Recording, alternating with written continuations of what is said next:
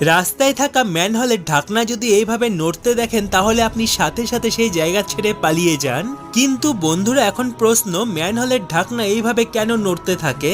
চলুন জেনে নিই। কিন্তু তা জানার আগে আমাদের অ্যামেজিং নলেজ বেঙ্গলি চ্যানেলটি সাবস্ক্রাইব করে নিন।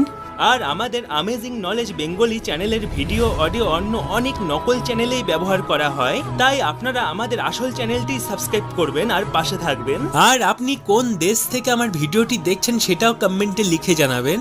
ম্যানহোলের ঢাকনা নড়ার পেছনে দুটি কারণ রয়েছে। আসলে যখন বৃষ্টি বেশি হয় তখন বৃষ্টির সব জল ম্যানহোলের ভেতরে ঢুকে যায়, আর তখন ম্যানহোলের ভেতরে থাকা হাওয়া জোরে বাইরে বেরিয়ে আসার চেষ্টা করে, আর এই হাওয়ার প্রেসারে ম্যানহোলের লোহার ঢাকনা উড়ে কোনো মানুষের শরীরে লাগতে পারে। দ্বিতীয় কারণ, ম্যানহোলের ভেতরে যেহেতু নোংরা থাকে তাই ম্যানহোলের ভেতরে মিথেন গ্যাসের সৃষ্টি হয়, তাই রাস্তায় যখন রোদের তাপমাত্রা